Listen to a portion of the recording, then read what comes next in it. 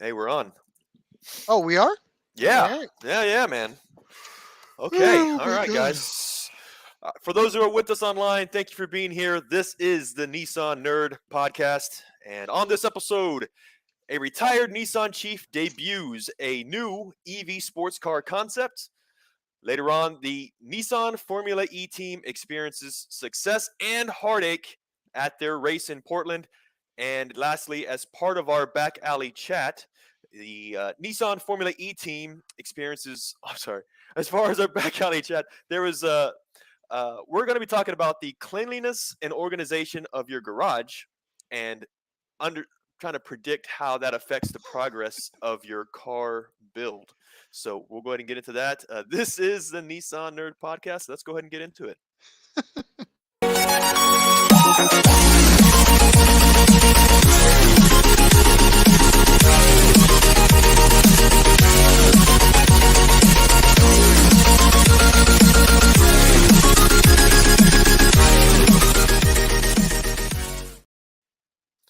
See, there's nothing wrong with being live.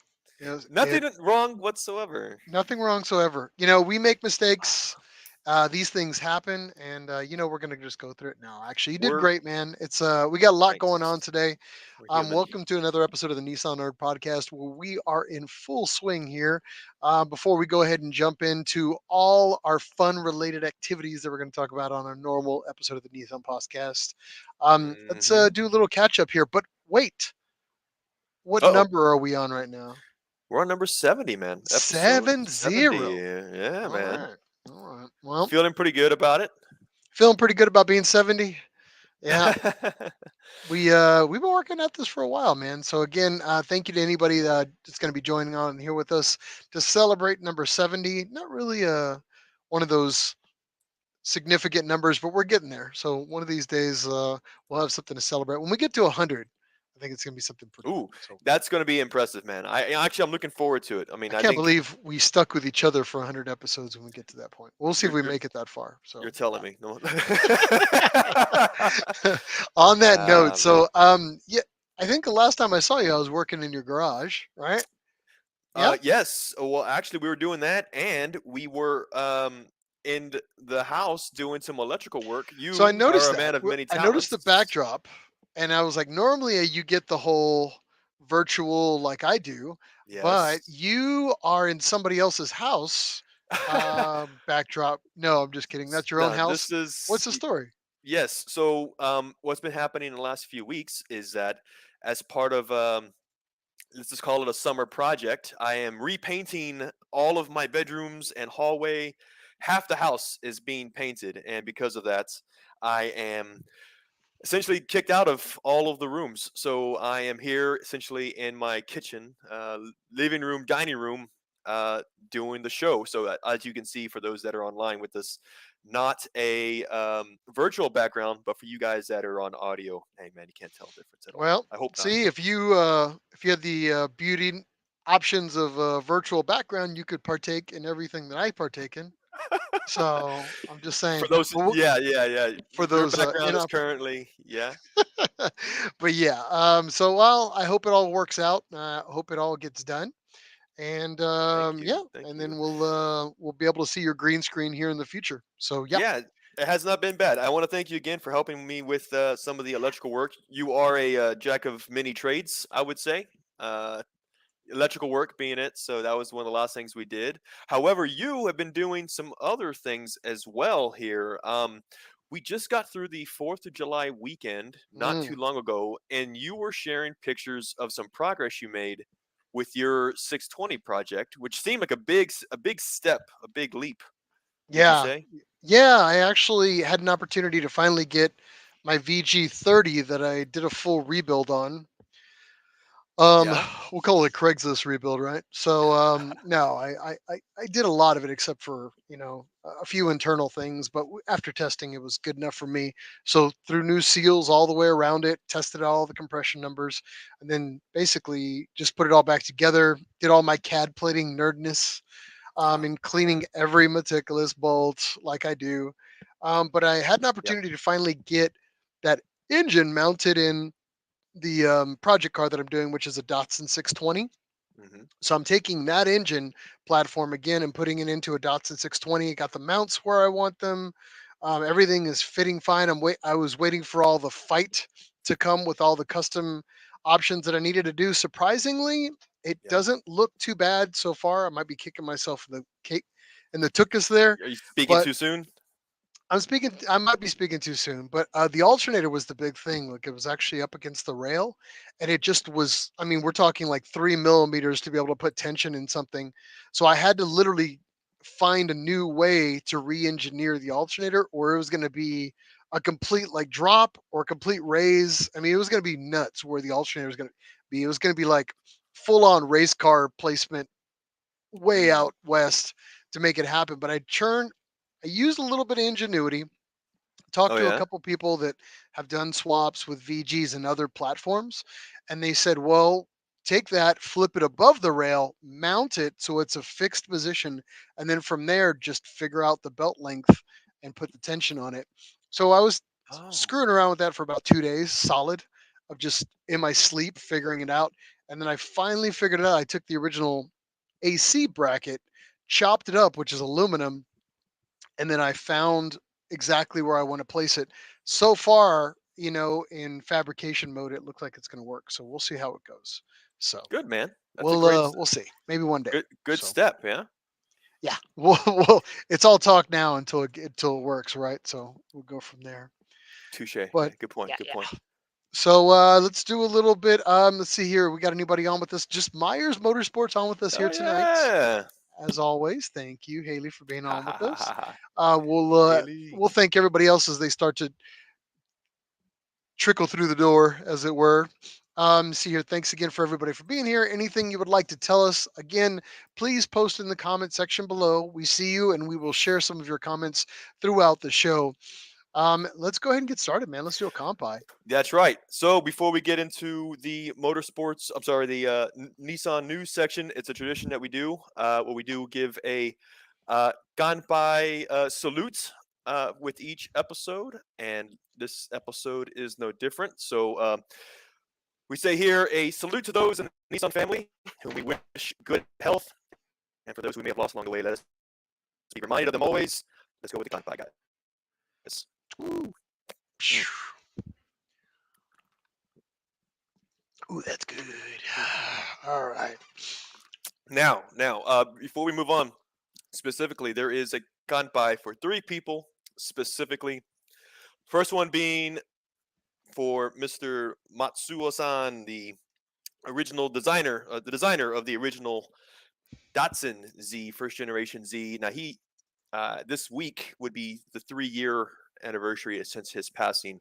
He was very, very much involved with the Nissan Z community. He was a rock star in his own right, and always came out to the States to be with us. And it's been 3 years since he's passed, so we definitely want to go ahead and celebrate him and his contribution to Yep. Nissan.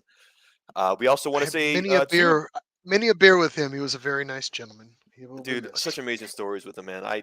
Same here, same here. Great stories too, as far as he told us why certain design aspects of the Datsun Z car are, why they are what Yep. they are, and some funny stories behind them too. So awesome, awesome guy, man. We do have 2 birthdays we want to go ahead and shout out to. The first one is to a long time Nissan nerd fan and our friend who we've hung out with since then. We're talking, of course, about our buddy Justin Lucas Eastman. Um, Man, what can I say? JLE, man, typically always on the podcast here having some fun with us. He is a huge contributor to the Nissan Z community. I want to tell him happy birthday. And the other one is personally my brother, who is also a Datsun S30 owner. My brother Kyle here just turned 27. Man, he's got an S30 though. Lots of good stories Yeah, that he I've just came had over with to my him. house and robbed all the interior out of my new to me 1977 280Z. So yes, I'm familiar with your brother. No, I'm just kidding. He's a great guy. That's I'm happy to help him out with this project. So it's a clean car yeah, for It's not too bad. It's a fun car. Funny story is that I actually worked on that car about 8 years before he bought it. It's Oh funny yeah. how, of course, how tight knit the community is here around town, and uh, I've known that car for a while now too. So, but yes, still driving. That's his daily driver. That's his only car for the last 3 years. Just rocking it, man. Just got to give him power. Got to give him props for it. Yeah, we're sending But him that is our Kanpai. thoughts and prayers for his project. Keep it going. So, God thoughts and prayers. Oh man. Well, tell you let's what. Let's see. go ahead and get into Nissan news. Yeah. This is, of course, a part of the show where Miles and I, we each scour the internet and share an article that we like regarding Nissan, Datsun, and Infinity. These articles are sourced from the Nissan and Infinity official newsrooms and also can be scoured from the media outlets at large through the internet. And so, Miles, I think you've got the honors of giving us the first article tonight. Oh, the first one. Let's see here. So straight out of the box, you might have seen this through the internet, and Michael will share the article here. What we're talking about. So Sure. this kind of came up on the car, at least the Z Nerds um, radar here recently, and you might have seen some pictures of this vehicle. Like a brand new Z was tagged up with spray paint, and we didn't really understand the full concept of what was happening at the time, but some light has recently been shed on what was happening with those. It turns out that these vehicles wasn't just the Z, it was actually a few other Frontiers as well. These were all vehicles that were basically first run promo vehicles Okay. put together by Nissan. And Nissan was actually in the process of tagging these panels in a sense to to tag the panels themselves in an effort to make sure they didn't go with anywhere. They didn't leave the vehicle because the entirety of the vehicle, each vehicle, actually needed to be crushed. This Yeah. article was actually Ah. released from, and we can credit everything to a, group website called Car Scoops, where they actually have footage of them driving past the location where these vehicles are soon to be making their final voyage to crushdom. So yeah, Ah. they were going to be out the way. Now, we originally thought it was a little festive, but it just turns out that they have to tag every single panel and part, and then they usually label the side of the cars with a number, which is what makes sense if you look at some of the photos. The rationale is that was the number of that vehicle that was labeled for tagging. So those vehicles, Wow. from what I understood, have now gone to I wouldn't say a better place, but they're no longer amongst the living from what I've been told. So it was just recently the light was just shed on what was actually happening with it. There was some speculation that these were tagged, part of an insurance thing, Hmm. but then the reality kind of set in that they truly were vehicles that were first runs that were set to be crushed. So And so what I'm thinking about too is that these were, pre-production models that were probably used, of course, for testing, mhm, quality assurance. There's no, because of that, and I'm sure there's a bunch of improvements that they've made because of these test cars.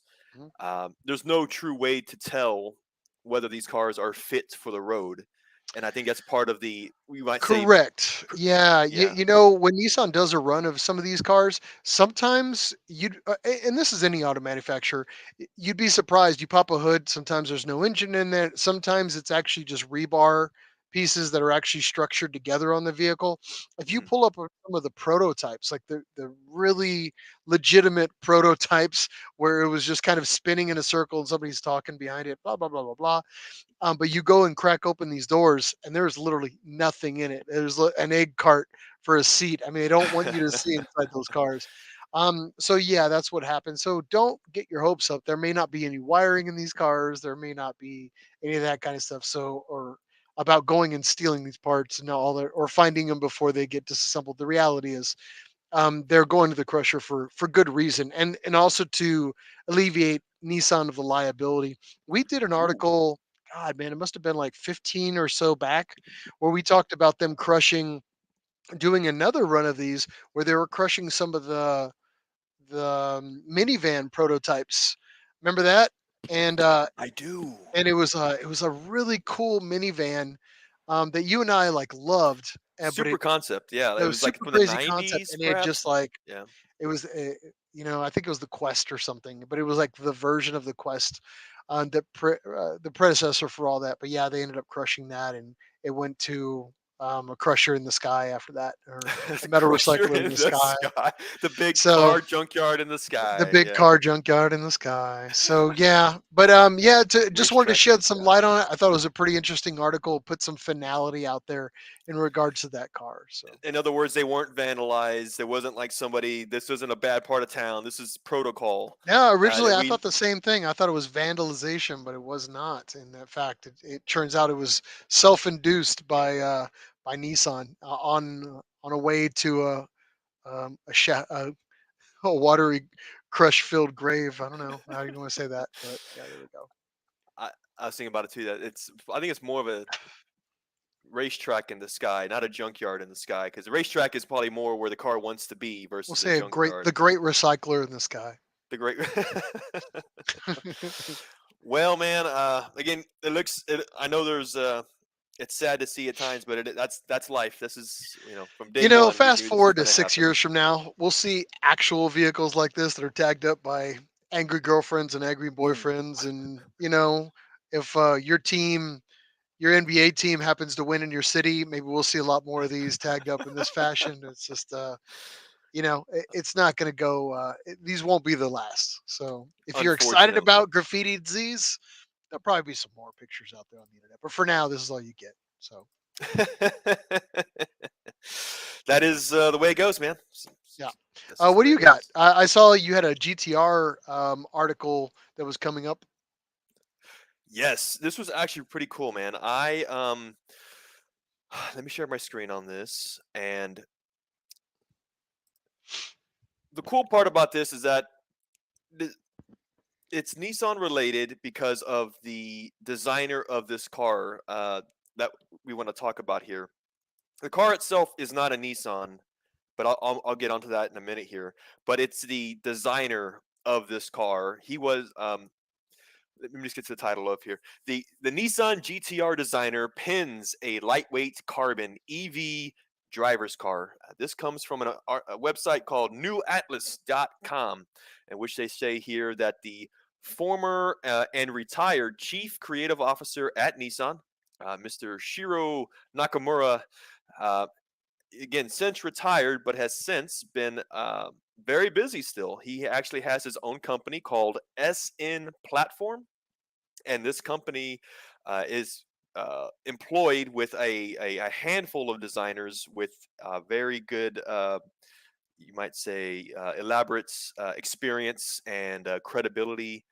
And SN Platform actually partnered with a company called the AIM Company, and that's out of Japan. What they did is that they actually were working to essentially create a car, and this is not a rendering. This is an actual car that was developed. This car was made to showcase the capabilities of the AIM company, of what they're able to do. Um, Before we get into it, though, dude, a little bit more about Shiro Nakamura. Again, he was at Nissan from 1999 to 2017, a very long career at Nissan as a senior vice president, and again as chief creative officer. A lot of the cars that he had his hands in, or his influence on, let's just call it a very, very awesome list: the 350Z, 370Z, R35 GTR, the Nissan Cube, the Juke, the Leaf, and then when you get into Infinity, it was the M Series sedan and the FX. I believe that's a crossover vehicle. Arguably, Nakamura-san, essentially his influence has been on more sports cars than any other designer on the planet. When you look at the number of sports cars involved, I think that's a fair argument to make. So he's been very, very uh, influential, and specifically with Nissan. So again, this car that we're looking at here is called the AIM EV Sport '01, and again, it debuted actually at the Japanese Auto Council in April of this month. I'm going to scroll down on these pictures. What I want to do, Miles, is that let's talk about the styling first, and then I've got some technical points about this car as well. So, Man, um, I'm gonna say right now, I was like, he's rolling on some fatties. I don't know what those wheels are, but yeah, man, they got to be 20s. they're 20s. They are Okay. 20s. Man, Big, big I usually got a wheels. pretty good eye. It's not always depends on the car. Sometimes it can be a little deceptive, but man, I mean those are 20s. And look at that brake package that's back there. It's got to be a 6 pot, caliber Huge. sitting way. I mean, it's ginormous. It's And what I think about that too is that looking at this car, yeah, these wheels look so huge is because massive. also the wheelbase is so short. This wheelbase What are we talking? is Miatas? 15. What's that? Go ahead. 2400 millimeters. I didn't get the actual length. I think that's like 19. You're in Miata range. How about Yeah, that? When I I was gonna say you're in Miata country. so So imagine a Miata with 20s on it. This is kind of what this car looks like in terms of proportion and scale. damn Um, son. All right, all let's right. scroll down. I personally like I this lo- styling. The front end kind of reminds me of a modern day Figaro. Remember the Nissan Yeah, Figaro of the that's it. That's kind of 90s? where I was going for. Remember that crazy Russian designed? Oh my God, I'm losing track of it. But it's a Russian designed car.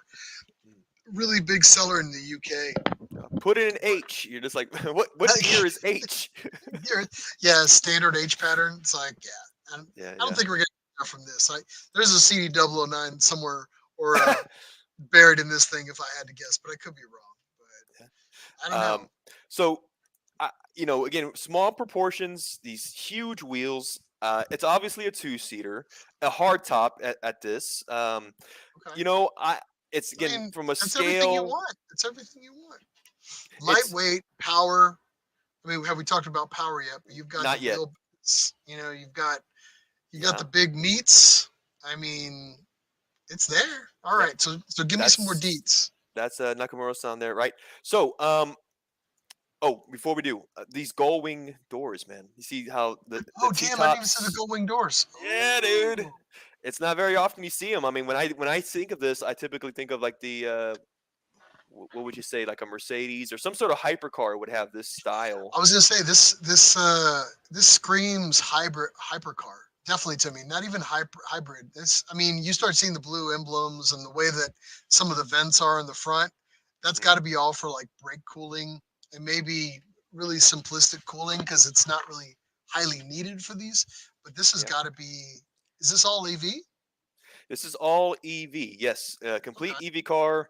So you're cooling. You can tell by the front end there, right? Nissan's got the The mouth technology is coming out of Formula E. They've got the initiatives and the technology now to do that at that level. It's about time they compete with something. This may be it.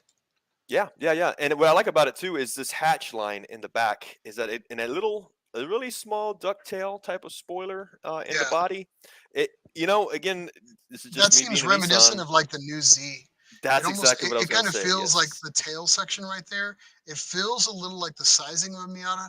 The front nose of it feels. I hate to say it feels a little Tesla-ish.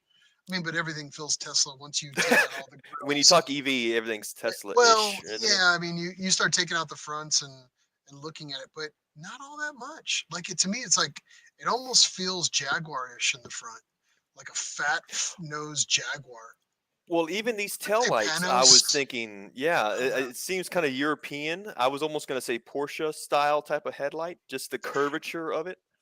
But Mm, yeah, yeah, again, this was a working model.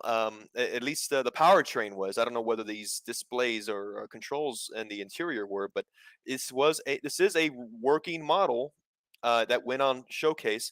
I personally like it so much. I think that again, Nakamura-san, especially with his relationship with the Nissan, this could be somewhat of a vision for us. Um, his influence maybe what could have been, or maybe he's got some connections at Nissan still. This could be something that we see similar to in the future at Nissan. My fingers are crossed on that one, but wishful thinking, you might say.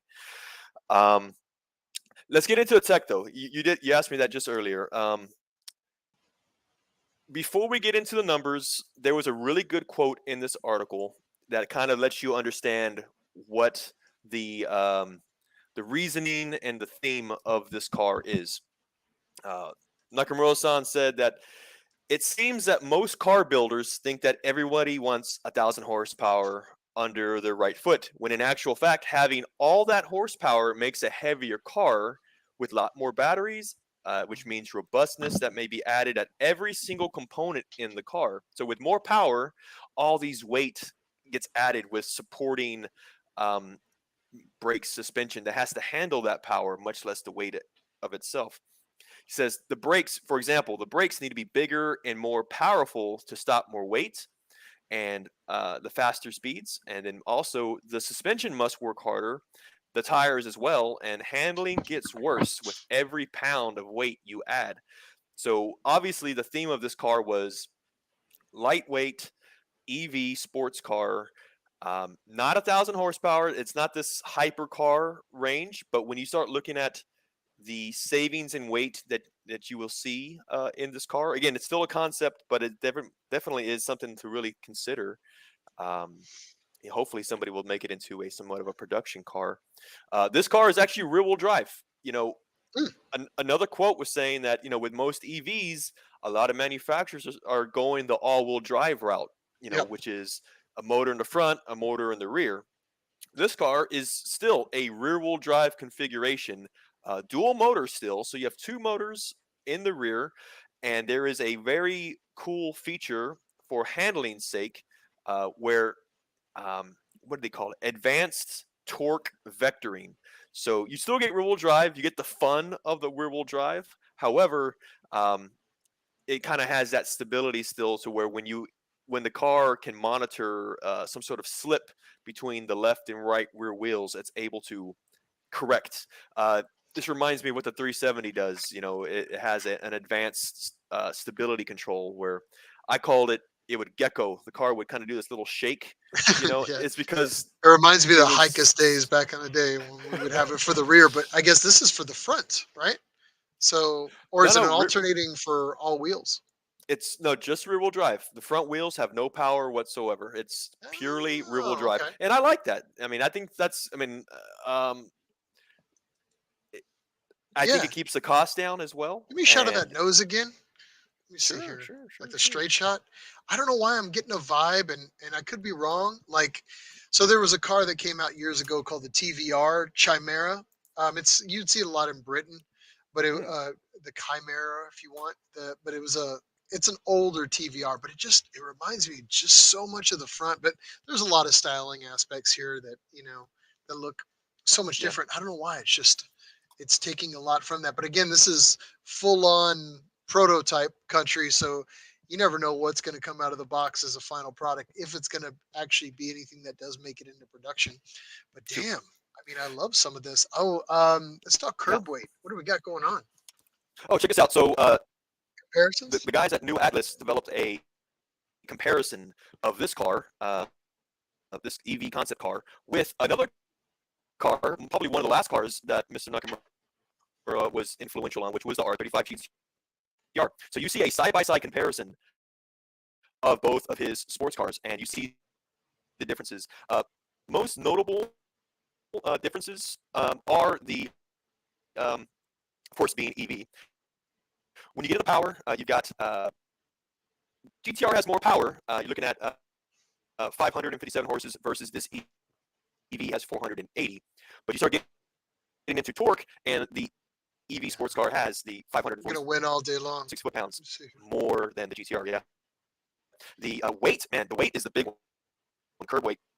This GTR, the numbers that were in this come from the 2023 year model GTR. GTR is about 3,900 pounds right now, according to this site. Meanwhile, this EV sports car is much lighter, about 800 pounds lighter, 3,100 pounds, 3,141 to be exact, is what this car weighs. So, overall, I put here it's shorter. The car is shorter. It's lower. It's lighter. It has more torque. It's obviously advanced, very advanced, being EV. it has the same 20-inch wheels, similar, same size as GTR, and then you've got a double wishbone front end and rear suspension on this car as well. The other notable difference between the GTR and what makes this EV so light is that it is a carbon fiber laminate body. Essentially, the entire thing it's an aluminum tube frame, and then you have carbon fiber wrapped on it. So many differences, but again, I would like to see if this car ever makes it to some sort of production. Which, by the way, this company, the AIM company, has been encouraged. The feedback that this company received during its debut, essentially, they were encouraged to develop a feasibility study about a possible limited series production run, which could be very exciting. Obviously, very expensive too. But I think that I don't know. My wishful thinking says that if Nakamura-san, considering his relations with Nissan, how cool would it be if if Nissan were able to sort of license some of this technology and make some improvements? We've talked about Nissan and EV for so long. We know that Nissan has a solid state lightweight battery coming out very, very soon. Yep. And which could even make this car more attractive, probably more cost effective. I know Nissan was putting in for a lot of financial backing into a battery production. Remember that? We saw that as a viable option. I think they were going to plant that in UK, if I remember correctly. So we'll see if that's anything that comes to fruition.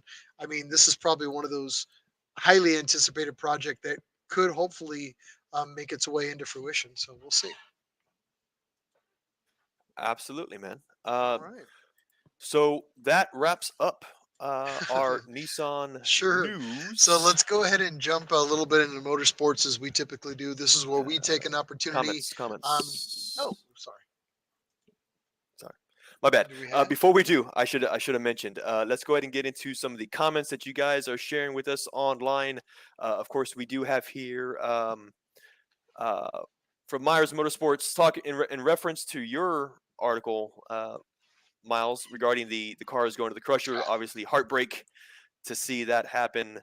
And actually, I forgot to mention this. Of course, from Myers Motorsports as well. Haley here says that the EV sports concept car is currently at Goodwood Festival of Speed, and that is happening this weekend. Actually, happening as we speak this weekend, and it will make an appearance at Goodwood. So we're going to see this car on the road, which could be another step to potentially seeing this car as some sort of limited production car anyway.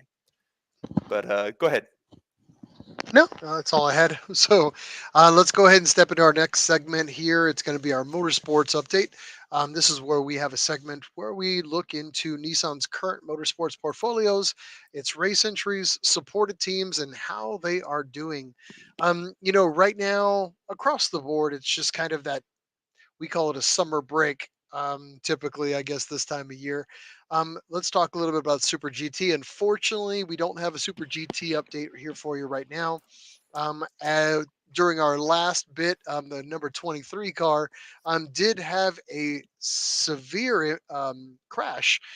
So hopefully Nissan is in the process of rebuilding and testing that car, getting it ready for the next round. We do not have another race up in that. We don't have another race until August 5th and 6th, which will be round 4 at Fuji Speedway. So that's pretty much it for Super GT right now. No updates from the Nissan camp as far as the vehicles at this time. Let's go into local news here stateside, and let's talk about the Nissan Challenge. This is an all Nissan related race event that happens more on the West Coast. We're hoping soon that it's actually going to have a two-parter where it's actually going to be handled on the East Coast, but we'll talk about that when the season kicks up and when we get that confirmation here from the Nissan Challenge creators. Again, nothing new right now to report on Nissan Challenge. Next race will actually be round 5, but that will not take place until September 17th, and I don't blame them with the heat that has been kind of coming around that part of the country too as well. On additional news, let's see here. GT4 America, also, again, a break right now. Nothing new to report. Next race will actually be Road America. That'll be in Wisconsin, August 18th through August 20th. Again, nothing to report on that. Now, Mike, let's talk about something that actually did happen. Yeah. Formula E. So, you got an update for us? We do. We do. Actually, the Formula E series was very, very exciting for the Nissan Formula E team here in the last race. Of course, we're talking about round 12, which happened on June 24th. This actually was a U.S. Circuit in Portland, specifically at the Portland International Raceway. We mentioned this in the last episode. This is an inaugural racetrack for the Formula E series. This is the first time.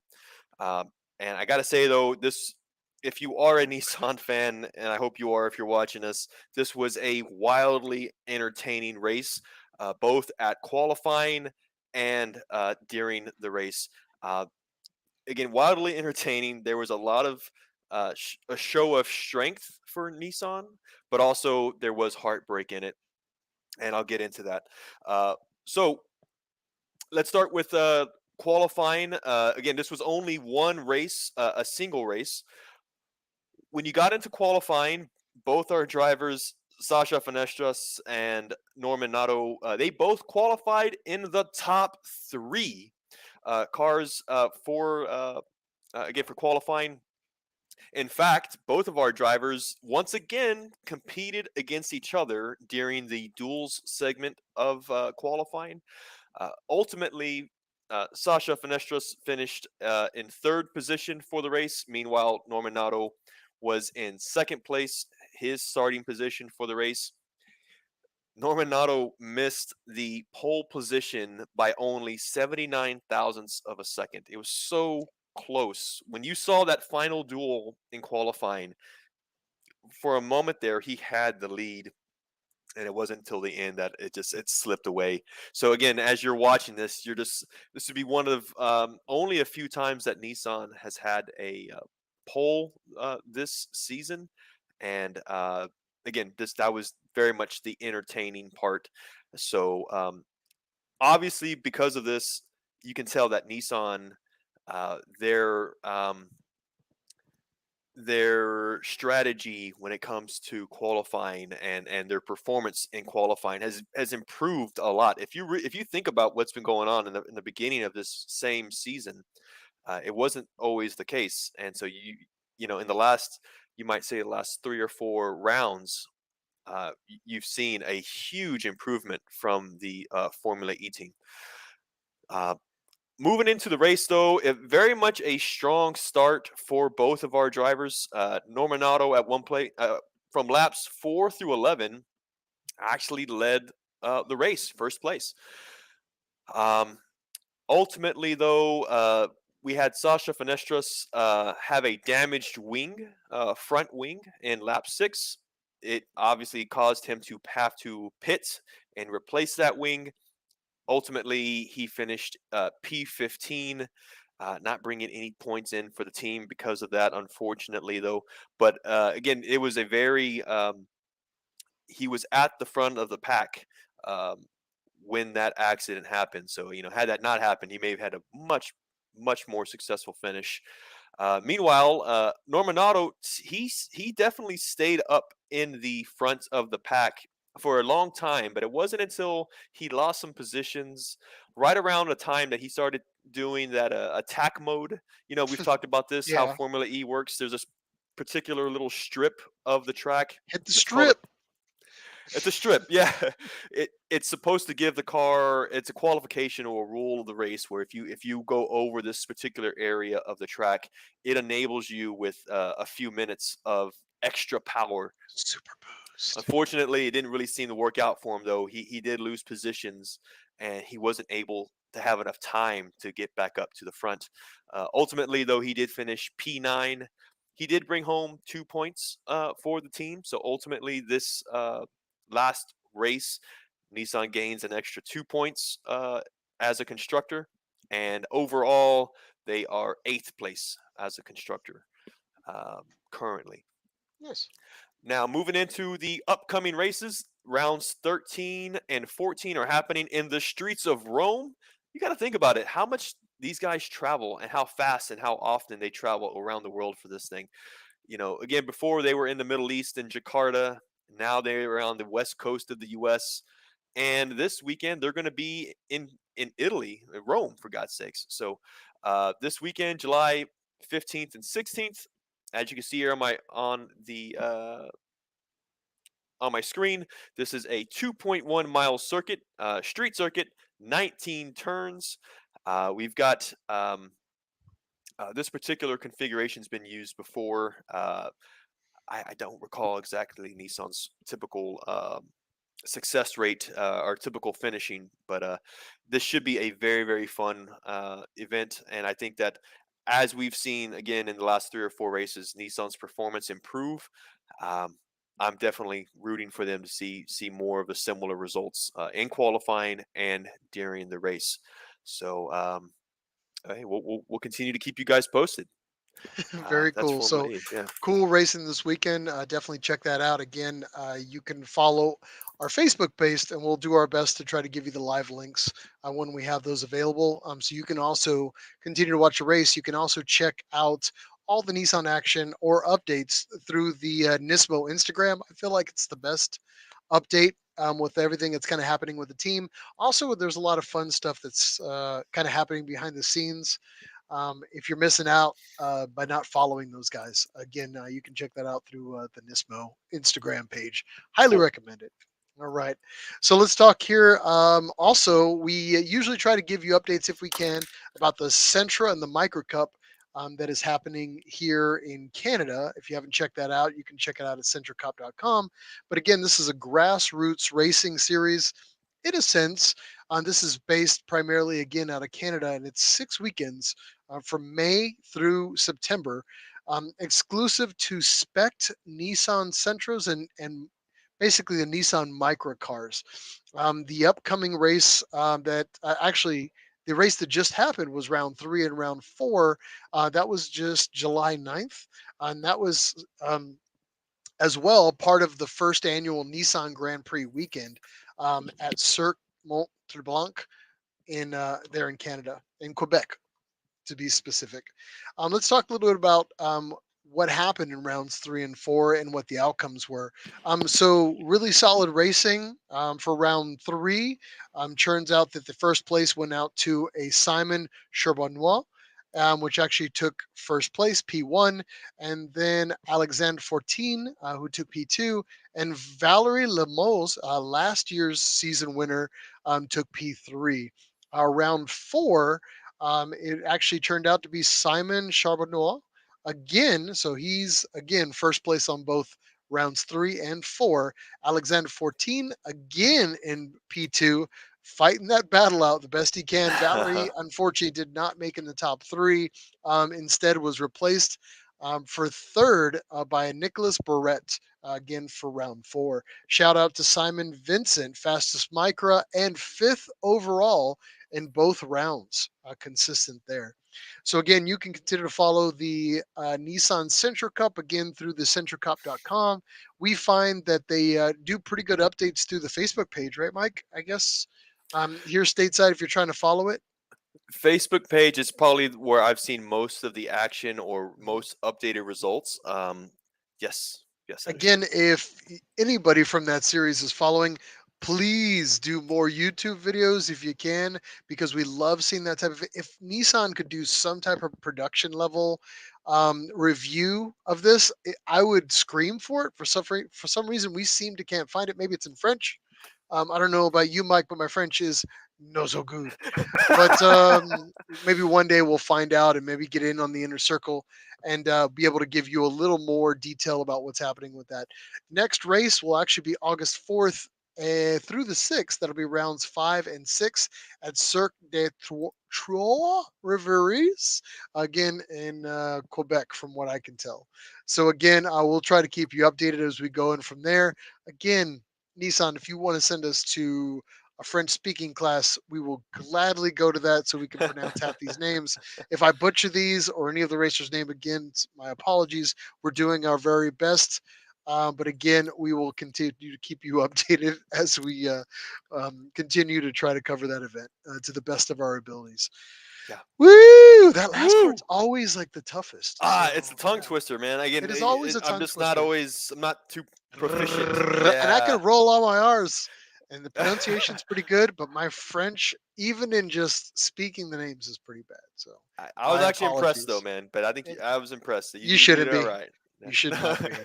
Yeah. So let's go ahead into a special segment. Now I did want to talk about we haven't done a back alley chat in a while, and I was like, we started nerding out last time we were together, and then we had a few moments to kind of talk, and I was like, what is the two things that actually help us be successful when we're trying to build cars, or the one thing that we think is success maybe our the one thing that's our Achilles heel that's hindering us. Ooh, yeah, So it was like, I guess the biggest thing was, how does cleanliness and organization in the garage affect the outcome of what we're working on?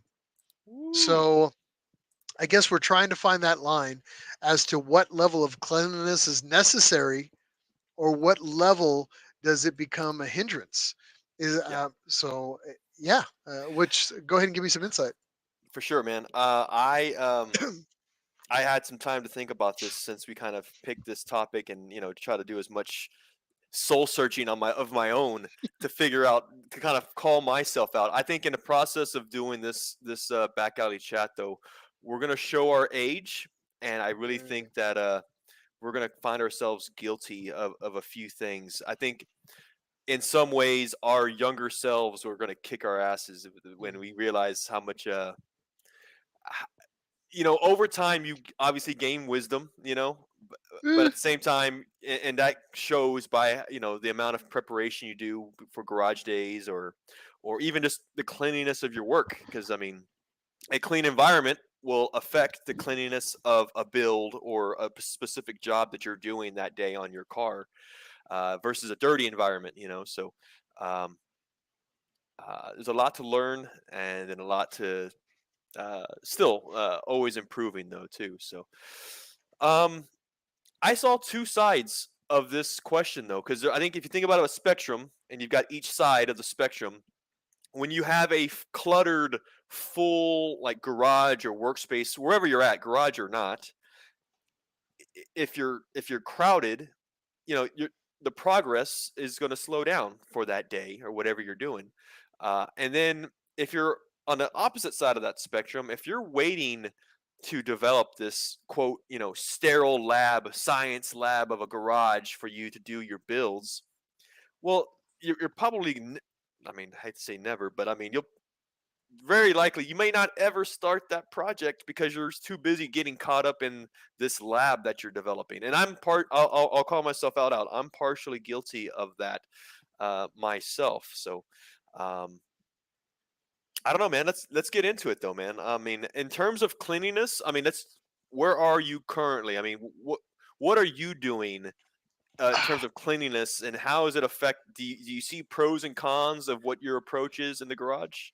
you know, I will say this, like, I always love the advantage of being able to go to something, grab it, and know that it's clean, because I took the time Yeah. to kind of clean it during disassembly. So I guess when I get something, like, for say, an example, and I'll keep it small, like I buy an engine, because I buy a lot of engines. So I buy this engine, I do a complete disassembly, I drop all my bolts into a bucket, and then I pre-wash everything.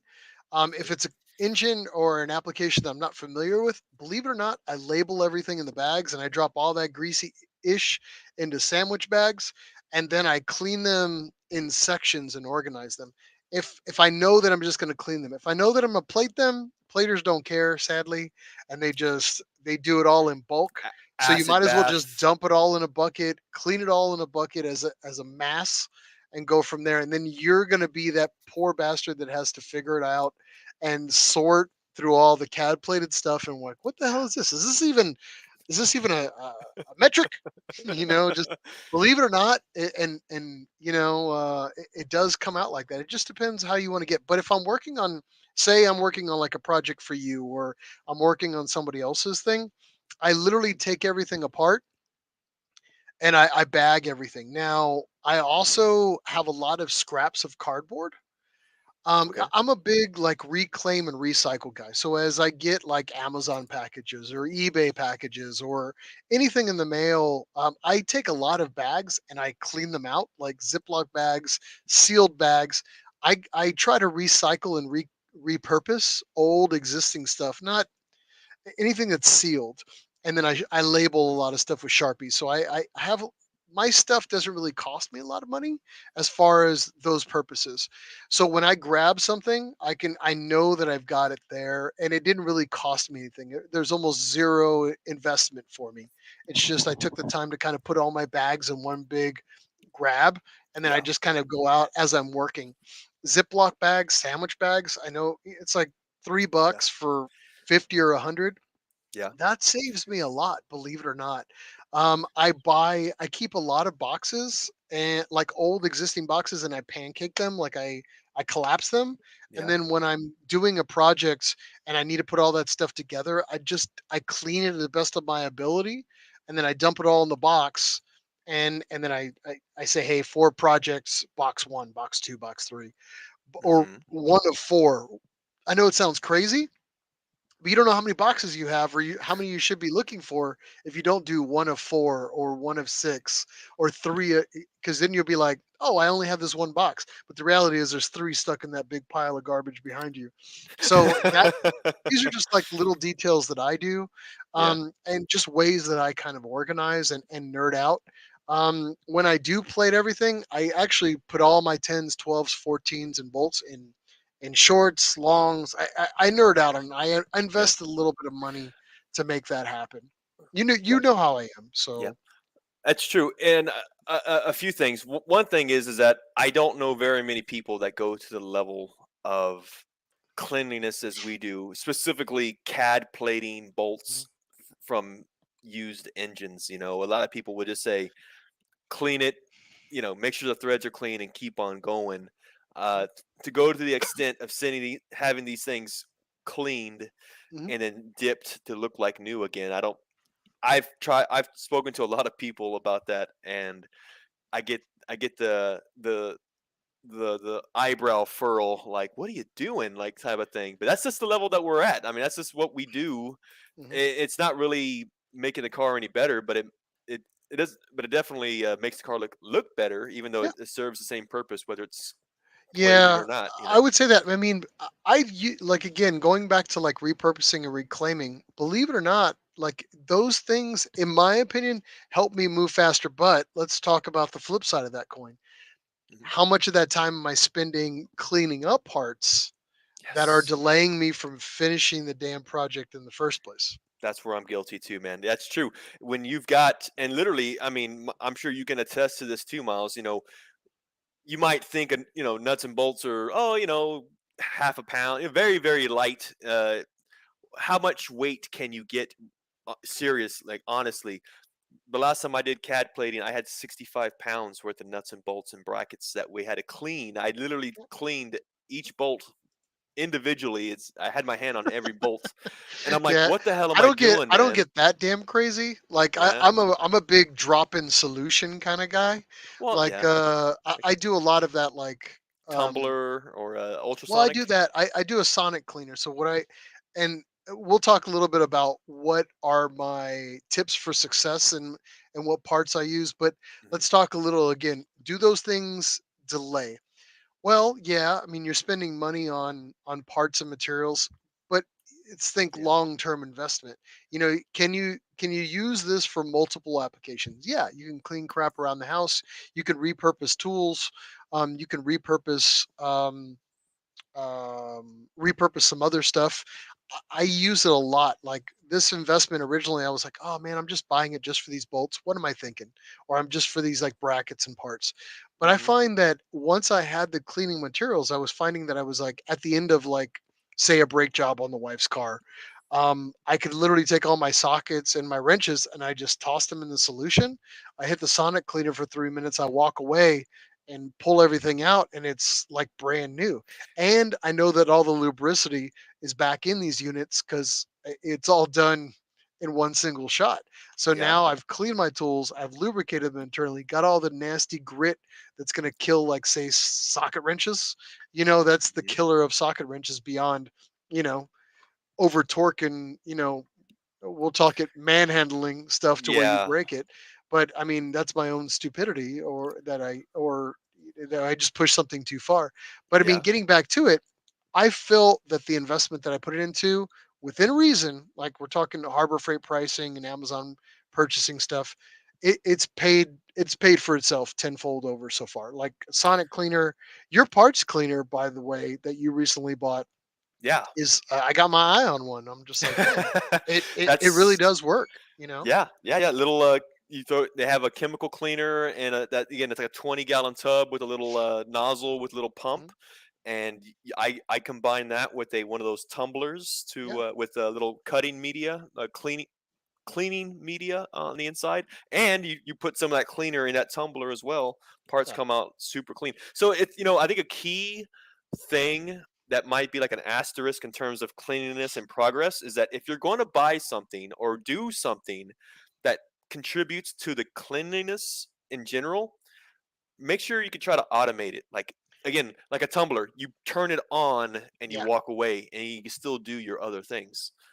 Yeah, the other Um, thing too is a little side benefit of cleaning your own stuff. If you are going to say, and I'll just throw this out, you're going to plate something or powder coat something.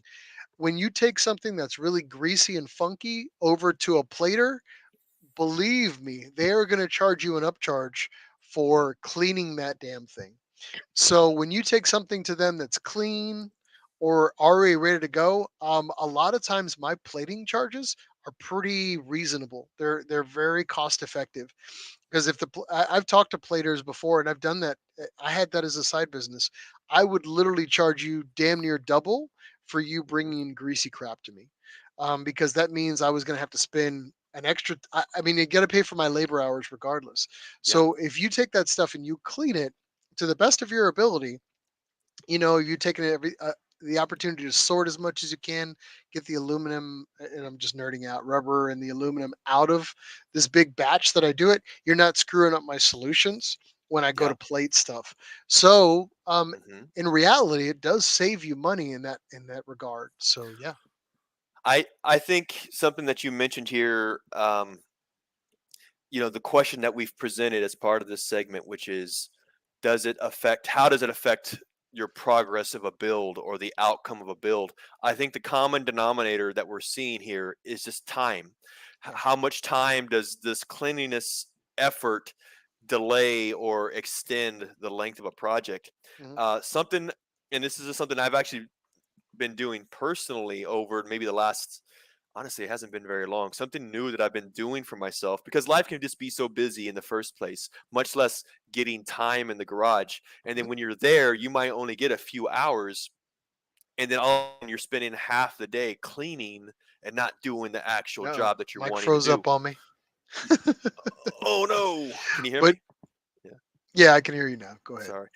What I was saying though is that we only have so much limited time in the garage because life is very hectic. Mhm. And then when we finally get in the garage, it may only be a few hours. And then when we start getting into cleanliness, we don't want to get caught spending half our time, overall time in the garage Mhm. trying to clean things. So one of the things I've learned and I've been doing most recently is set a time limit. And you say, "Hey, all right, I'm going to clean, but it's only going to be for X number of minutes. And whatever I don't get done, I don't get done." And it actually forces you to prioritize the little things that you're going to do. Like Yeah, what's more important, a clean floor or, polishing this socket, you're going to prioritize what comes has the yeah. greatest effect, I think is again, we're really nerding out on cleanliness, Yeah, but no, that's I, something that I I've I'd done. agree because if you come to our garages, I mean, one thing about me is Yeah, you have to spend a lot of time up front. Like, honestly, I get an engine, I'm usually tearing it down one night.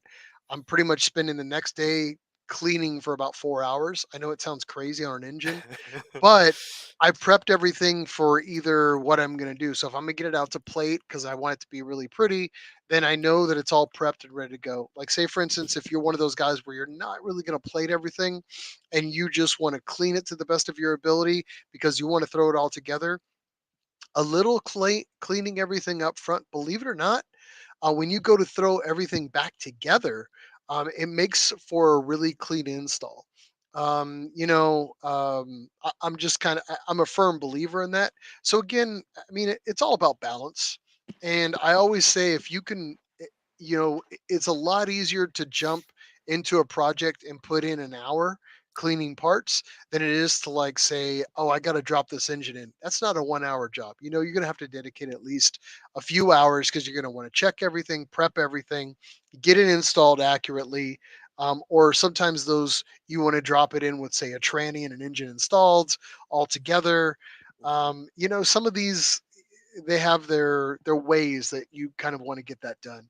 But I Yeah. will say, when you go to assemble something, it's kind of nice that you could just grab it versus, Yeah. hey, and I'll put this in a different perspective. Say, for instance, hopefully we've all been there, and you're going to go help out a buddy with their project, and you walk into their house, and they're like, "Hey, bro, where are these transmission bolts?" Or, Yeah. "Hey, friend," and you go and it's like, "Oh, it's the Home Depot bucket that's over there in the corner, and it's this high, and you're dumping Yes. it out on the floor, and you're just like taking Yes. whatever to plug in there." Been If there. you and believe it or not, how much time is that going to set you back digging like a monkey on A like ticks on a lice back. ticks on the back of another monkey?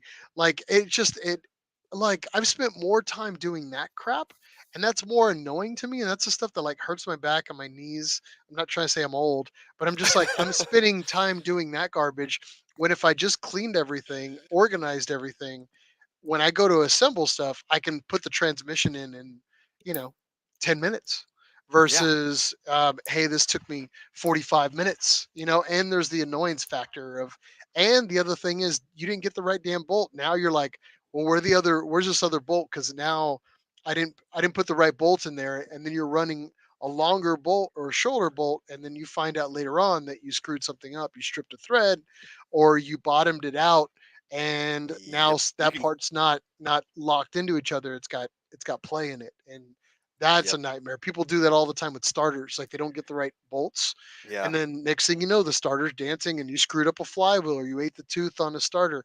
I'm just giving examples It's here, true. but if you don't use the right stuff and you don't at least get your right fitments, you're going to run Yeah. into issues. So I'm not nerding out too much, but yeah. One of the things too, and I wanted to, and Miles, I know you know this about me, but others might not, which Mm. is, it's, I'll say, for lack of a better word, I'm cursed when it comes to cleanliness because, Yeah. well, no, because I'm clean, but that's the curse. I'm over clean, and I think two reasons why that is because my degree is in manufacturing engineering, and it has to do with efficiency and the things that you do. For example, you mentioned, right, one of the rules that we were taught was if you can't access a tool, or in this case, a tool or a part within 30 seconds, there's a problem. And under 30 seconds, there's a problem. Yeah. So, right, that comes to that cleanliness and sorting and organization. Um, that's one of the things that gets me. And also, yeah, with uh, we've both done OSHA training. When it Mhm. comes to safety, cleanliness. If you can, if you don't have a clear path trying to get somewhere, you're asking for trouble too. Nothing feels worse than you injuring a buddy because you didn't take the time to clean up your spot. Like, honestly, like, I've seen people fall on, like, say, like, coated floors, and you had Mm, something clear, and you just didn't take the time to clean something up. Oh, dude, I've seen people bust their tails, and yeah, you don't want to be that guy. Like, you know what I mean? Like, just cleaning up everything, or even seeing your buddy, like, get in his car to drive home after helping you out for 6 or 8 hours, and their forearms are covered in grease and everything.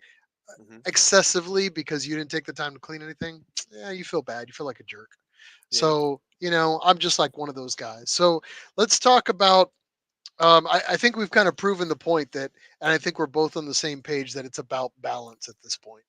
Hmm. Find the balance and put things in perspective. Just make sure you're justifying your cost before you go out and spend these crazy amounts of money. You really don't need to. There are a Yeah. lot of cost-effective ways to kind of get stuff done and how to clean. Keep Um, it basic.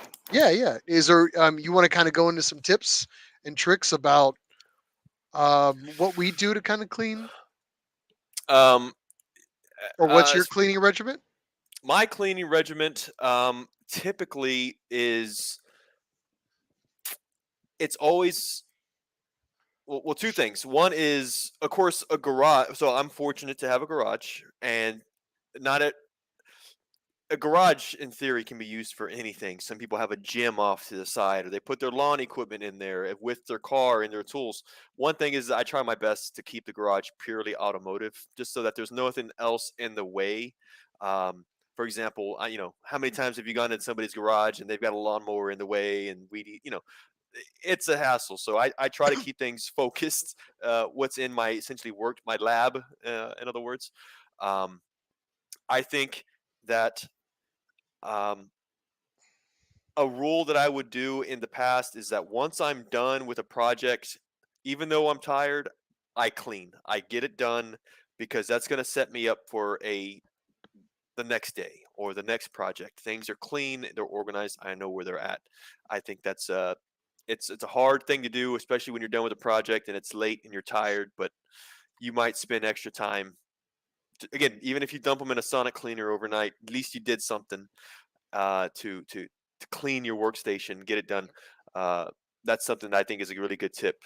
So you don't let that mess propagate and they you may have heard this too, like from a psychological aspect, a clean garage helps the mind as well because if it's clean, you're going to want to get back in there. I think it's one less thing to do. Yeah, I think Uh, it's definitely easier to figure out where you began when you go. I mean, nothing is more frustrating to step into somewhere you're like, oh, Jesus Christ, especially way too long, like coming back to something 2 months. So you have an injury or there's been a family situation. You step back into something and you're just like, where the hell was I? What does this bolt go to? But if you've yes. taken the time to organize it and have sacrificial like lunch bags and Ziploc bags, believe it or not, it helps a lot.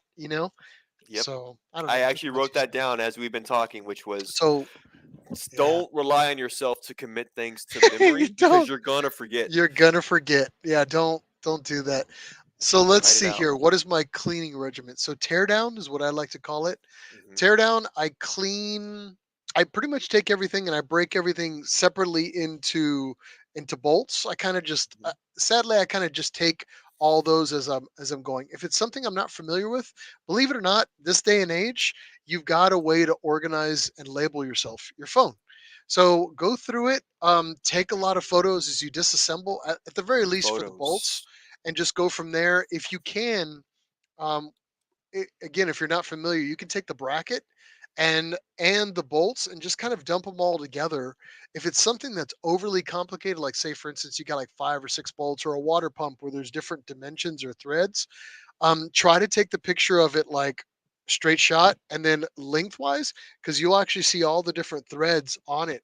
If you feel like you're not going to remember all that, set that water pump or that piece on a piece of cardboard Yeah. and trace out the bolts and then just take a like a Phillips head or something, punch them all through and put your bolts in that piece of cardboard, stuff it all into one big bag with say the water pump or whatever it is, ziplock it all together, and then you can attack that separately all by itself. That's just kind of one little trick that I kind of do when I'm disassembling. But my goal is to basically get to the heart of, say, the engine, where I know that I'm going to take this engine or heads apart and I'm really going to clean, where I'm going to either power wash or I'm going to steam clean or whatever system of attack that I'm going to do to it. But I want to Hmm. keep all those pieces together if something I'm not familiar with. Me personally, these days, I can take an L28 or say like a VG30DE that I'm usually working on Hmm. religiously. I know every bolt, at this point set. It's a You know, memory it's a having done a certain I've number of done, times. after you've Yeah. done it 100 times, like I have, it's okay. But if again, don't get overconfident to where don't be egotistical. Definitely if you feel that like, hey, I just do this because I nerd out. Yeah, it's overly doing it. But once you do it about 5 or 6 or 7 times, hopefully you'll never have to do that. Then you Yeah. can get to that point where you don't need to kind of do that anymore. But the whole key is to make sure that you're just kind of organizing it all. Get some cheapy boxes, some cardboard boxes, and just again, one of one, a one of two, one of three. Just start building your boxes, and as you go from there, that's kind of how I do my regimen. I know it seems kind of insane, and Mhm. you're spacing everything out, but believe it or not, later on when you go to put everything together, you're only dealing with 4 boxes. You're only dealing with 12 bags of stuff, and it's Mhm. all there together. Yep. That's just how I use. So let's talk a little bit about that was my methodology, but Mhm. I did want to kind of talk about um, what little tips and tricks are you using in your own personal garage, Mike, that you Mhm. found that have worked for you that are cost effective and cheap Yeah. and yield success. I'll leave it at that. Big Well, question. again, I think a key word it was automate. So in terms, even if it means soaking parts, that parts cleaner, like I mentioned earlier, though, has saved me a lot of time because I can just throw something in some cleaner overnight or for a weekend or a few days, and it's kind of cleaning to a point. Um, so automation of certain things that you can kind of spend your time doing something else while something just kind of works on its own. That's Mm. always awesome.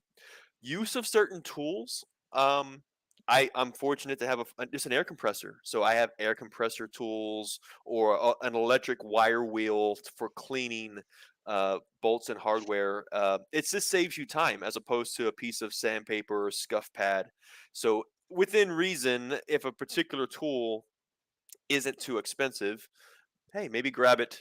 Even you know, if you can find a deal on a used one, whatever it may be, save yourself some time, save yourself some money, and you can get out there and it'll contribute to it, not only a clean build, but again, when you get into the actual project or the cleanliness of your garage, it'll help out a lot.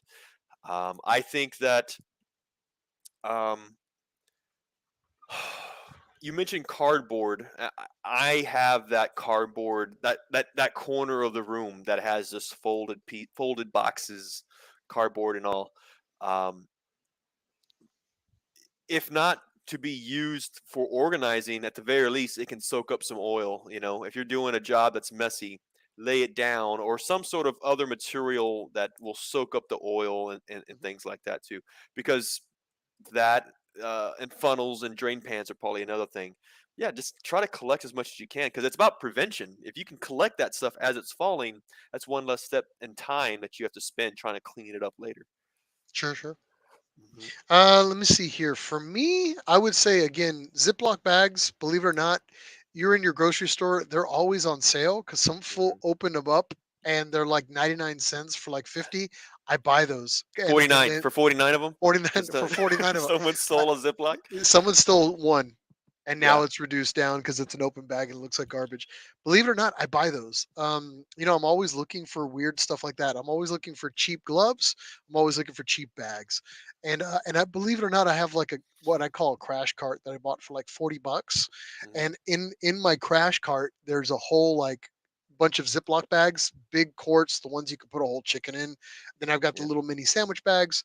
I mean, collectively, I probably got, you know, 8, 10 bucks tied up in it. And then there's just this one bag with a bunch of like numerous, like repurposed Ziploc bags and stuff that I have. Hmm. I did buy on Amazon Prime, this last week. I That's bought right. what is known as a resealer, and it's basically just, it's like a crimper, almost like a Like a woman's hair flat curler, iron. a Yeah. flat iron, and it crimps and it seals, so you can take anything that's a plastic bag and reseal it. I think I bought that sucker for like $12, and it has paid for itself 100 times over because I use it not only in the garage, but I use it in the house. So like my kid's gonna take something to school and they're gonna lose something. and I'm like, hey, open this up when you get home, and it's like they have their own package for something. My wife, I do the same thing, so that Yeah. has paid dividends and stuff. Sharpies, I buy cheap Sharpies all the time, and I always use them. Believe it or not, paint pens. I use that a lot of stuff when I'm doing final builds, when I'm putting Yeah. stuff back together, and I want to. If you ever look at a brand new engine, you'll see that there's paint markers on Torque stuff, marking so they know that the settings. bolts don't walk out. Yep. And I mark all my bolts after I build something. I know that is super nerdy, but that's the level that I'm at. I am a big cardboard guy, and then I like to do tracing patterns, and I punch all the holes so I know when I grab it, bam, bam, bam, bam, I'm done in 2 minutes. Yeah. What else has kind of worked for me? I use a sonic cleaner. I think I've got about an $80 sonic cleaner, and I Okay. always buy like mineral spirits, and I always Mm, buy simple green. So I do I'd probably say a 1 in 5 mix. So I just okay. 1 part simple green, 5 parts water, and I soak the crap out of those suckers, and I just hit it. Mhm. If it's a really bunch of funky stuff, a lot of times I'll hit evaporust. I take Mm, old like that's right. I take old like I don't know. I may not look like it, but I have like old protein jars that are sealed. Yeah. Believe it or not, they actually seal really well, and they make really good like maracas full of crap. Shakers. Shakers, old Yeah. Gatorade bottles. That way I can see through them in the solution. Old tomato sauce Yeah. bottles. Yeah. Believe Yeah. it or not, I use a half and half solution with that, and I'll just if I need to do a knockout clean. When we were doing this engine for Yeah. Cade Martins, we were literally building an engine in a parking lot, Yes, you and were. I had 6 Gatorade bottles because it was so hot, and water bottles. We kept dropping bolts in water bottles, and Yeah. putting the solution in them with evaporust. And I must have, I swear to God, there was like a line of 10 people. They Yeah. were all like maracas, and they were all and we could hear them as they were working. I was like, keep shaking. And we poured everything out, and we literally cleaned every single bolt that we Yeah. put in that engine. And that was all done through a group effort. But again, all cheapy, sitting there not doing anything, just taking a break, Yeah. just cleaning solutions. That Side note to Blink Tony. Can't forget yeah, Blink yeah. Tony. Bling Tony to So this day yeah, was yeah, still a yeah. baller in cleaning. Again, So Evaporust, very cheap, yeah, a very good product. Again, Evaporust, you can buy it for I don't know, like $25 on Amazon for a big worth it. jug, You and convinced highly me of that. recommend it. And you can pour it down the drain. Believe it or not, it Yeah. is eco friendly, and I'm always about that. I don't want to be that guy that's putting stuff back in the water system because eventually I got to drink it. My wife's got to drink it. My kid, my friends. I don't Mhm. want that to. I don't want to be that guy. So I want to make sure everything that I use is eco friendly to my ability. With mineral spirits, evaporates kind of on its own. So I'm kind of cool with that. Yeah. But again, I mean that's everything that I've kind of got going on in my world. So Uh, yeah. I know. You mentioned a few things again, and I think one of the notes I had here. You're talking about again having a good trash can, having a big trash can, accessible. Again, you're yeah, gonna detrash. You're gonna take. You're talking about these old dirty engines. There's a lot of like for me. The last couple I've done has been old fuel hoses or old coolant hoses. They're obviously trash. You got to yeah. detrash all that stuff. Have an accessible trash can. Don't just throw it on the ground. Just throw it in the Yeah, bin. definitely. Yeah, Go from there. and yeah, if you have a local trash can that does it, maybe step up to the bigger bad boy. I know I have Yeah. 2 trash cans, and I know it sounds crazy, but like I do that much disassembly and yard work, and I'm working on other people's cars all the time as a side mechanic myself. Yeah, dude, Hmm. it's I I almost fill up 2 trash cans every other week. Yeah. So I, doing I something. So I think if we had to sum it up though, does cleanliness affect the progress of a build? I think It's it affects the yes. outcome. Yes. When I'm done with everything and you see something that I did, I can tell you right now, it usually looks profoundly better than the average guy's attempt to do the Yeah. same thing. I mean, I have people that drive around or around the country, or I see them at a car event or a Z event, and I know that I helped them out with that. They're like, "Damn, that engine's clean." I was like, "Yeah." I was like, I put a lot of that together. It was those little Yeah. finite details that I feel that I did that made made that because you can always have a moderately clean engine. Yeah, something's painted, but the real detail kind of comes down to the bolts. How and when you look past the valve covers and you actually dig into it, like man, they Yeah. really did a full like restoration. I think it adds value. Yep. Take again time. Yeah. I think comparatively, it's a minimal amount of time. We're talking maybe Well, 6 8 hours over a span of a. collectively Yeah. a span I of a time. It's nothing insignificant in my opinion. So I I think it think I think it highly pays residual benefit. it plays a benefit, but I think it's definitely what people need to know is that again, know when you've gone too far. Know when to stop. I mean, again, the cleanliness of a build or the cleanliness of a garage is one thing, and it's good. I definitely advocate for that. But yeah, when all of a sudden you're what's something ridiculous that you would do? I mean, that you would never think of doing in terms of cleanliness when you're trying to, I don't know, steam clean. Well, not steam clean. Would you? I like steam. I like steam cleaner, believe it or not. I Yeah, actually yeah, have a steam cleaner now, and yeah. I will say that I absolutely love it when I'm hitting wheel wells.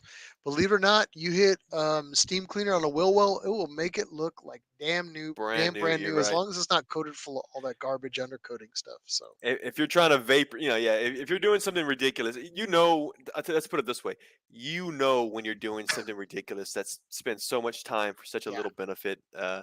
Just know if it where to draw feels the like you went line. overboard, you probably You went overboard. probably went overboard. Yeah, So yeah, yeah, but yeah. anyway, but yeah, uh, so very, very cool. So I mean, that's I think that's all I have on that subject. I mean, it's a lot. I, We could literally nerd out on this all night, but I actually wanted to leave I think you. I spoke my piece.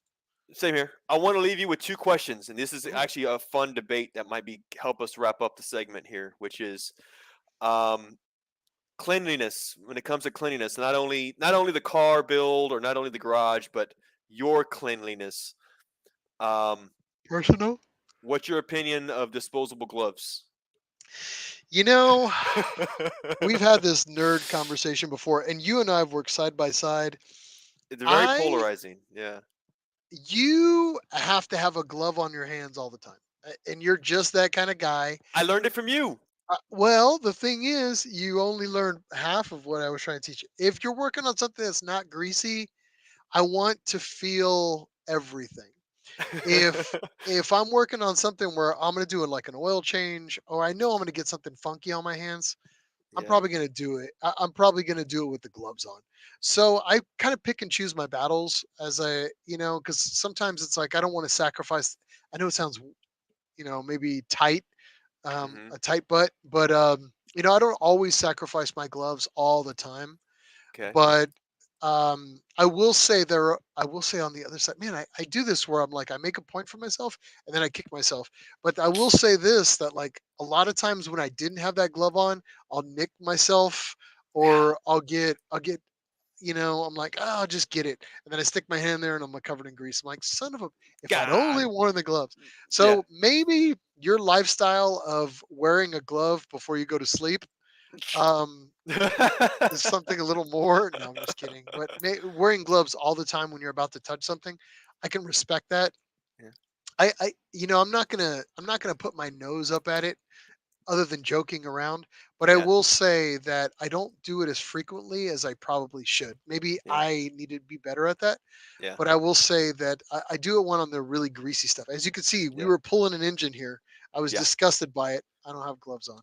Yeah, My and that's the reason why I asked too, because half my family are mechanics and technicians and stuff, and it's a polarizing thing. Because yes, I do use gloves.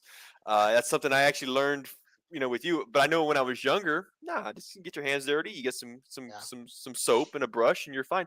But I just know that it is convenient, especially if you're like walking in for something, or you have the phone. Someone calls you and it's important. You can just take that phone off, take that glove off, and now all of a sudden you can touch your phone and answer the phone on time. That's an example. So it is polarizing though. My family, some of them were just like, they laugh at the idea. One last question though, which is when it comes to rags, are you a fan of disposable rags or those ones that you wash again, the red rags that are a dime a dozen as well? I'm not a big red rags guy because I got to find after that. At the end of the day, it's like you're either doing one of two things with those. You're either tossing them So it's Yeah. not really a cost-effective solution in my mind if you're tossing those or you're washing them. Either you've Yeah. got a dedicated washer for those because there's so much funkiness coming off of those Yes. things. Yes. And the other thing too, they don't teach you about those is they die.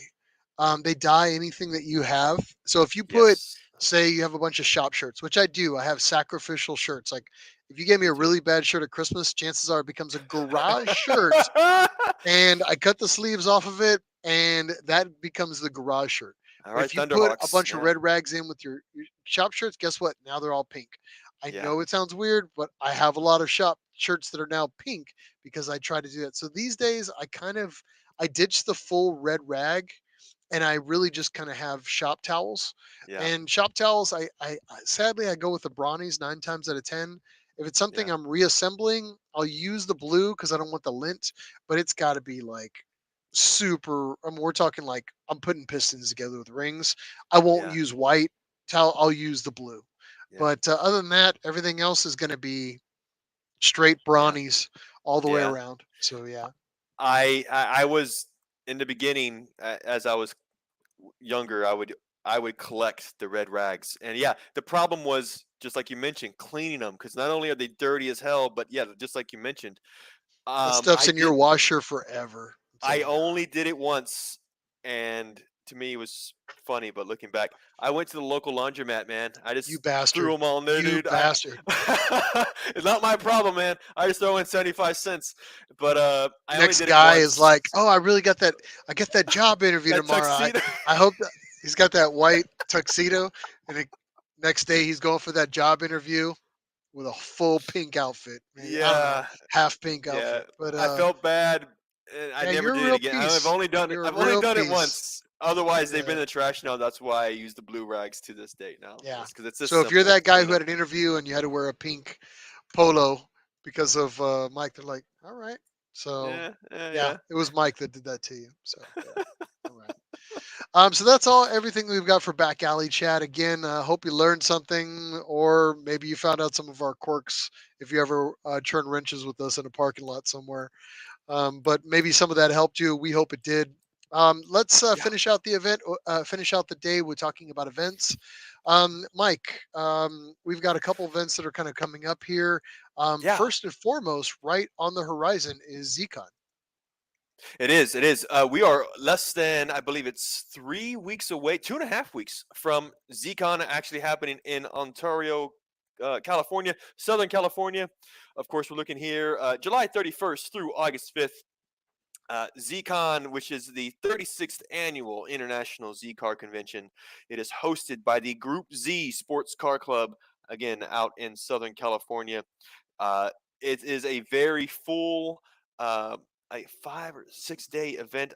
I believe again 17 days out. We're looking at Yep. the schedule at it right now.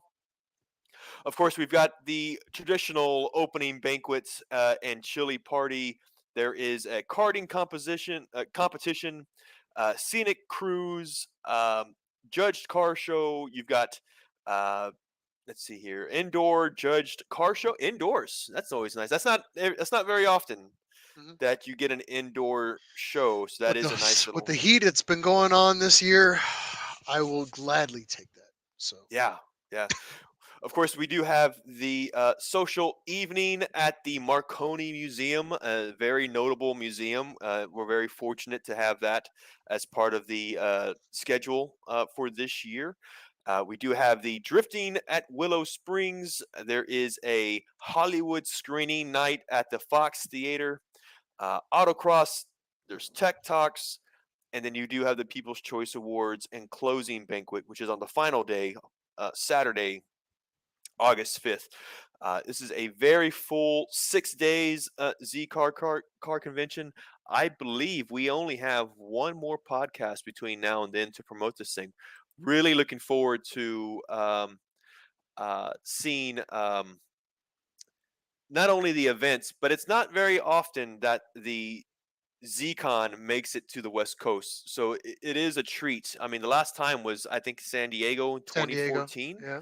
Almost 10 years ago was the last time you were out at the West Coast Yeah, or close to it. that So was a it good. definitely I is will a say treat. though the California Zcons are traditionally pretty damn good. I mean, every time that I've gone, it's always been stellar. I mean, yeah.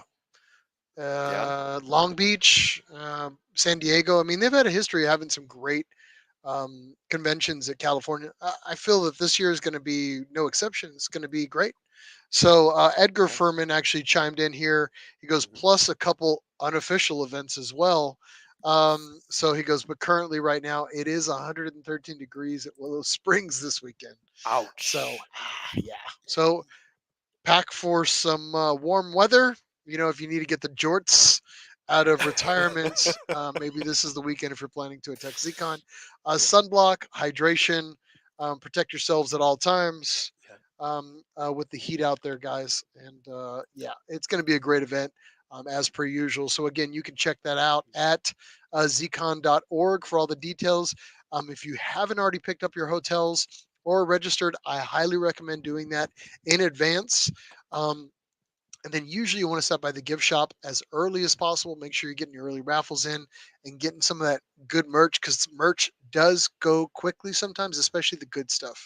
So just a Yeah. little advance. If you want to check out some stuff online, they will also usually try to sell some merch online a little shortly after the event. So you can also Yeah. continue to check that out at zcon.org. Yep. Yep. Definitely looking forward to it, man. Moving on to our next event. This actually was a late addition. We actually had a fan reach out to us and ask us to promote one of their events, and we were happy to do it. Uh, we have talked about it before on the show, which is the movie Gran Turismo is coming out rather soon. I believe it's going to be in August, Mhm. early August, that this movie comes out. Just like if you remember the Gran Turismo Driver Academy, Mhm.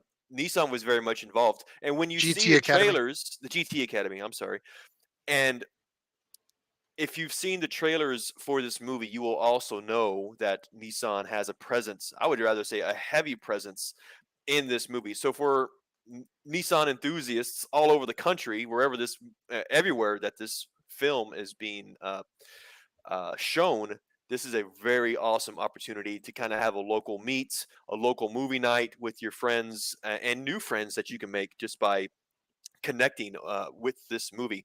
So there is a particular event happening in Paramount, California. Again, you're on the Mhm. West Coast there.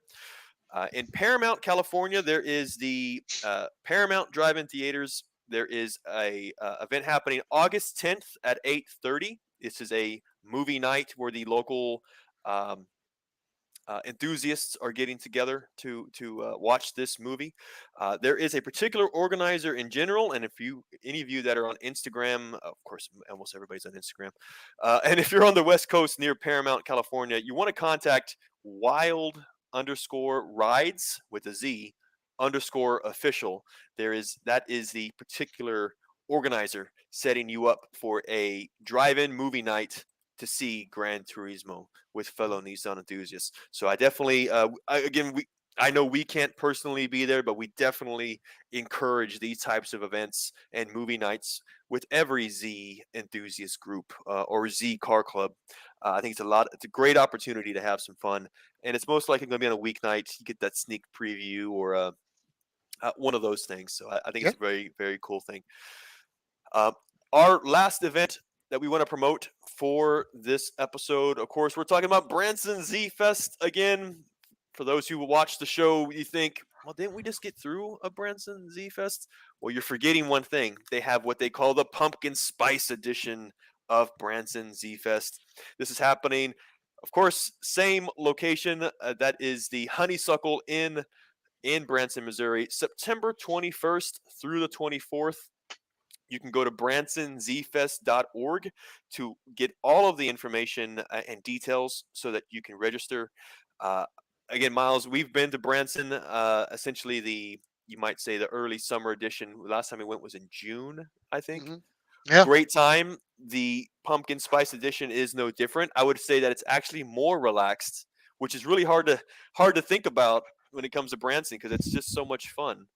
I will. Uh, I will say this: it's like I always tell people, you got a hot and a cold Branson Z Fest. If you want to go to Branson Z Fest in the hot, you go to in the warmer time of the year. You go during go to the regular BZF. May, June, But yeah. if you want to go to Branson Z Fest when it's nice and cold, when you start seeing, if you're a leafer, is what some people call, you definitely want to go out to the pumpkin spice.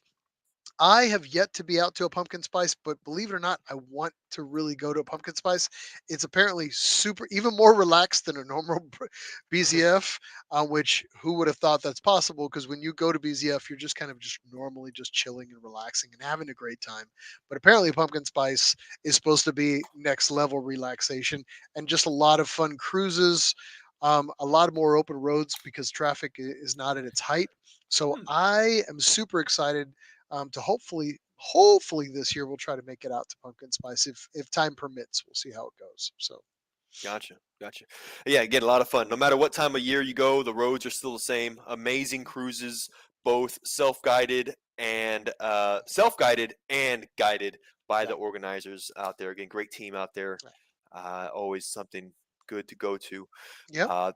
That wraps up events, Miles. Yeah, I I think. wanna give everybody a last reminder though. I mean, Mhm. now keep in mind we've talked about this before. You've got the new Gran Turismo movie that's coming out.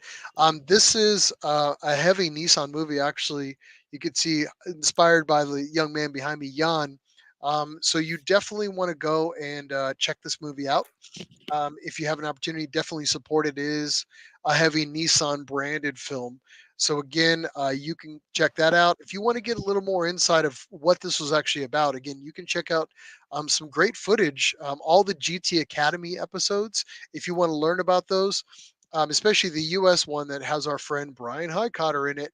Our good buddy Brian Highcotter, boom, boom, who's actually who's racing right now in the GT4 series, which I kind of feel this movie's a little bit about him, but whatever.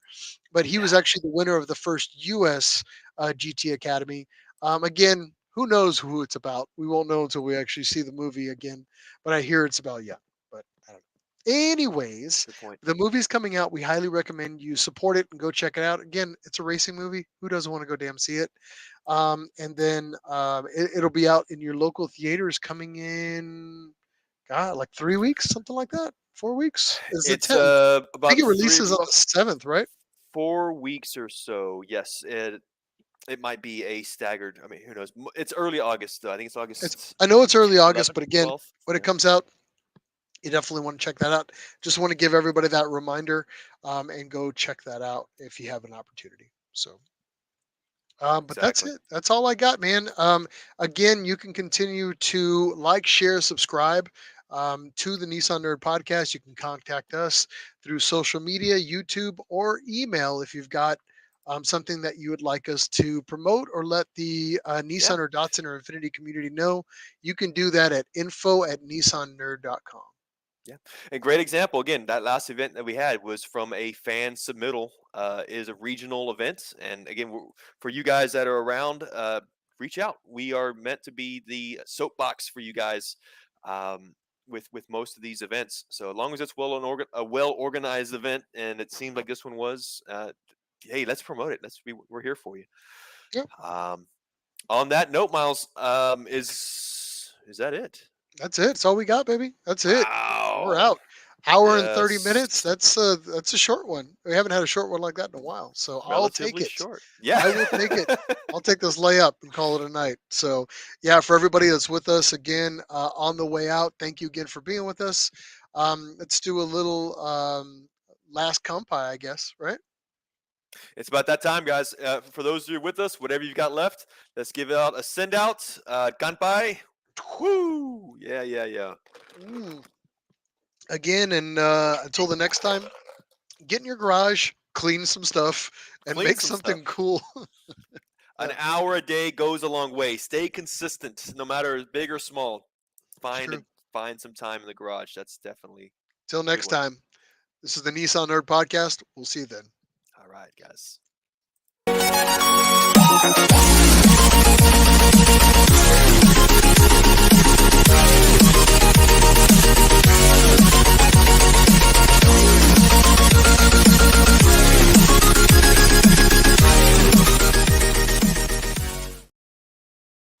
Meow.